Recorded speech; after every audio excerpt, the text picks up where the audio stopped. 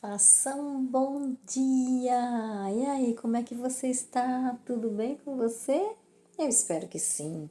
Já agradeceu hoje? Vamos agradecer junto? Vamos lá então? Senhor, muito obrigado por mais esse dia. Nós sabemos que somente Sua vontade é boa, perfeita e agradável. Por isso, hoje, Pai, nós abrimos mão dos nossos desejos e nossas vontades e te pedimos humildemente: seja feita a tua vontade e o teu querer nas nossas vidas. Entregamos tudo em Suas mãos. Tu és o dono do nosso destino.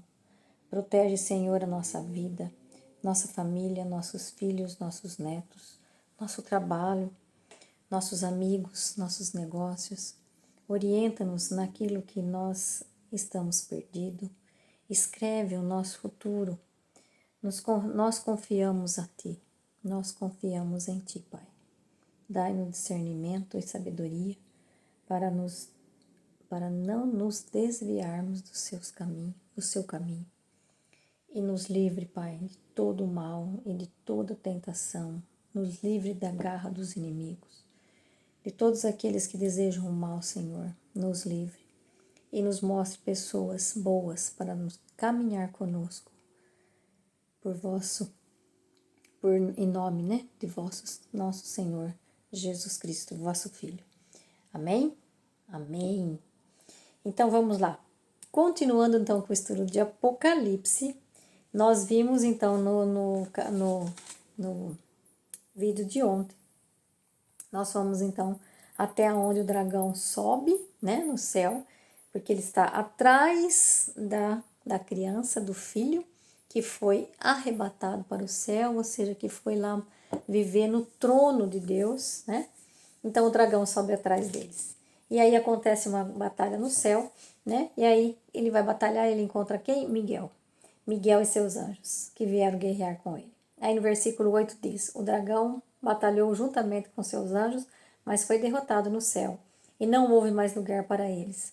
Esse grande dragão é a antiga serpente, é o chamado diabo ou Satanás. É aquele que seduz todos os habitantes da terra. O dragão foi expulso para a terra e os anjos do dragão foram expulsos com ele. Agora nós vamos fazer um paralelo, né? Vamos lá. Lá no Éden, lá no jardim do Éden, no princípio, você tem uma mulher, a Eva. Você tem a serpente que vem e conversa com a mulher e fala para a mulher que se ela comer do fruto que está proibido, ela não vai morrer. Mas pelo contrário, vocês serão como Deus. Olha o que ela fala. A mulher achou uma coisa assim, bem, né? Tentável. Puxa, nós vamos ser como Deus, não vamos morrer então? Então, acho que é bom a gente experimentar, né? E se agora a gente voltar para o Apocalipse e ver quem é que vem combater com o dragão, que são, né, o dragão, a serpente e Satanás são os mesmos, quem é que vem? Miguel. Então, como é que é Miguel? Na língua hebraica, mi significa quem ou onde. Nesse caso aqui seria quem. Mihael, Miguel, El é Deus. Então, quem é como Deus? Miguel significa quem é como Deus. Não foi lá no princípio que ele diz para Eva: vocês serão como Deus, enganando a Eva. Vocês serão como Deus. Então Miguel, ele vem lutar com Miguel agora. Você falou que era como Deus, então quem é como Deus? Ninguém é como Deus.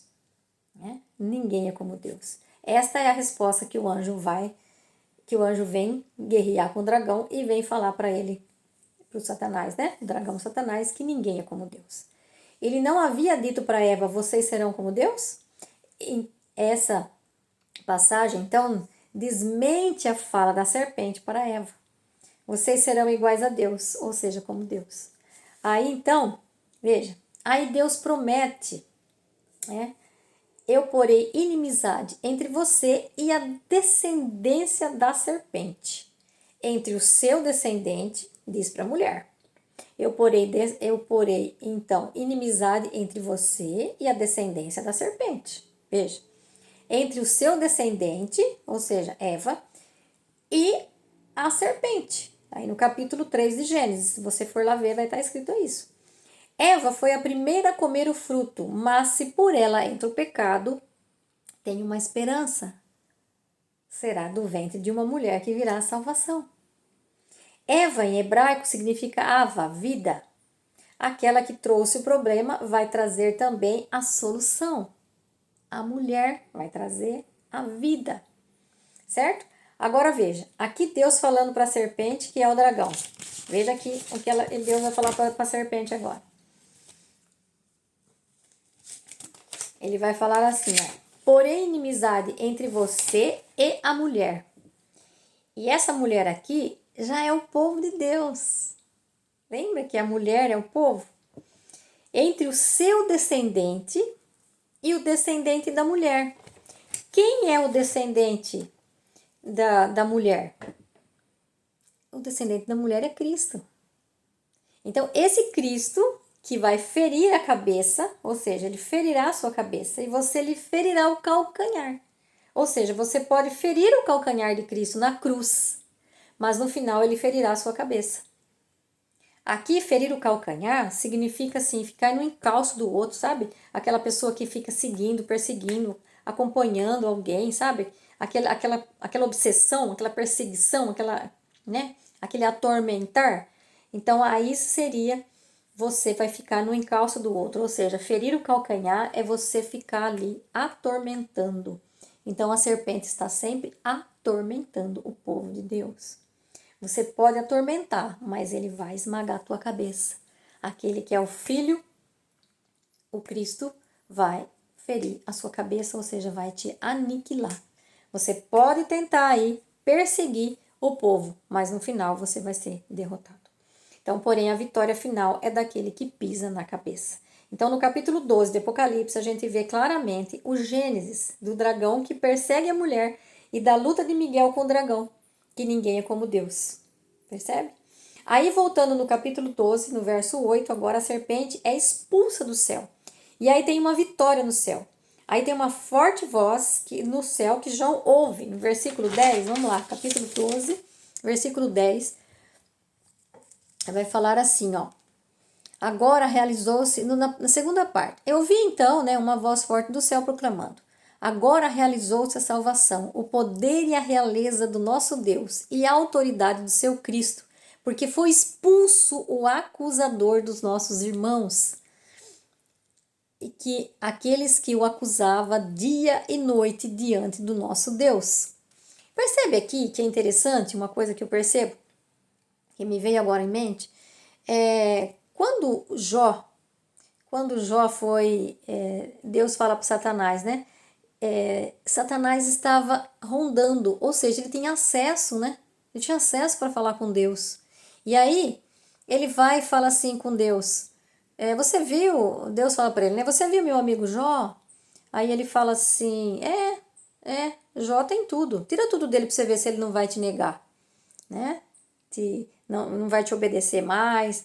Vê, tira tudo dele para você ver. É fácil amar você enquanto se tem tudo. Isso que Satanás fala para Deus. Aí Deus fala assim para ele, então vai, tira tudo dele para você ver. E aí acontece tudo o que aconteceu com Jó. Então aqui eu achei interessante essa parte que fala assim, né? Porque foi expulso o acusador dos nossos irmãos. Lembra quando eu dizia, cuidado porque o Satanás, ele acusa você, ele faz de tudo para que você caia em tentação. Porque aí ele vai falar com Deus, tá vendo lá, ó? Ele foi fraquinho, ó. Ele caiu em tentação. E agora, o que você vai fazer com ele? Você me expulsou do paraíso. E agora, o que você vai fazer com seu filho? Você não vai punir ele também? Você percebe? Esse é um acusador. Aquele que fica acusando. Aquele que fica botando o dedo ali, ó, e dizendo que você tá errado, que você tá fazendo. Então, veja, Deus, através de Jesus que veio aqui para nos salvar, ele não nos acusa. Ele nos chama pelo nome. O diabo te chama, ele conhece quem você é, sabe quem você é, mas ele sempre quer chamar você pelo seu erro, pelo seu pecado. Jesus sabe do seu pecado, mas ele te chama pelo nome. Então, é aquela oração que nós fizemos, né, Senhor? Que nós façamos a vossa vontade, Senhor. Cuida, toca nosso coração, nos afasta de todo mal, de todo o inimigo, de tudo aqui do acusador, aquele que fica nos acusando. Então veja, ele foi expulso o acusador dos nossos irmãos, aquele que acusava dia e noite diante do nosso Deus. Eles, porém, venceram o dragão pelo sangue do Cordeiro. Eles, Miguel e os seus anjos. E pela palavra do testemunho que deram, pois diante da morte desprezaram a própria vida. A eles sim, eles, porém, venceram o dragão pelo sangue do Cordeiro, aqueles irmãos que foram acusados. E aí, por isso, faça festa o céu. Alegre-se os que vivem. E olha lá, ele fala assim no versículo 12, então. Por isso, faça festa no céu. Alegre-se o que aí vivem, porque ele foi expulso do céu. Mas aí, gente, olha que interessante. Aí, realizou-se a salvação, né? Mas olha o que fala o versículo 12. Mas ai da terra e do mar, porque o diabo desceu para o meio de vocês, e ele está cheio de grande furor, sabendo que lhe resta pouco tempo. Percebe? Percebe? Como ele resta pouco tempo para fazer tudo o que ele tem para fazer, ele vai te acusar, ele vai te, entendeu? Ele vai fazer de tudo para que você se afaste de Deus e vá servir a ele. Ele vai te oferecer todos os reinos dessa terra, como ele ofereceu para Jesus, para que você caia em tentação, para que você não receba a coroa, para que você não sente com Jesus no trono, para que você não seja filho, como ele foi expulso, ele também quer que você seja. Percebe? Ai da terra e do mar. Então, mais uma vez aqui, é para a gente ficar forte, né?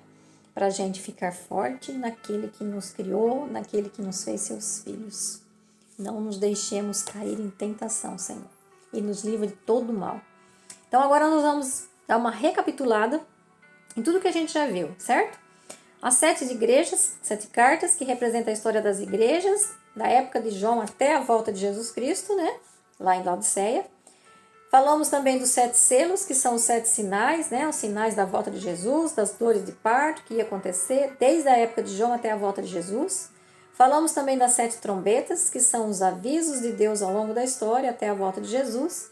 E agora uma síntese do grande conflito entre o bem e o mal, entre a luz e as trevas, quando o diabo peleja com o céu. Veja que ele briga no céu com Miguel, mas o resultado é o que? É ele na terra. Quando ele desce furioso, sabendo que lhe falta pouco tempo, ele traz o conflito do céu para a terra. E como no céu ele tentou enfrentar Miguel com seus anjos, mas não conseguiu, então agora na terra ele vai tentar enfrentar o povo de Deus com aquele que aceitam a participar do reino dele. Então nós estamos numa constante guerra espirituais entre as forças do bem e a força do mal. E os dois lados querem a mim e querem a você. Isso aqui é muito sério. É muito sério, né? Hoje, aí você pode dizer, a Bíblia é coisa que foi escrita por homens, né? Eu vou deixar para falar isso aqui no próximo vídeo, né? Mas aqui lembrando então, terminando aí o versículo 12, é que nós tomemos cuidado, né? Que nós possamos colocar tudo na mão de Deus, a nossa vida, porque nós estamos em constante guerra.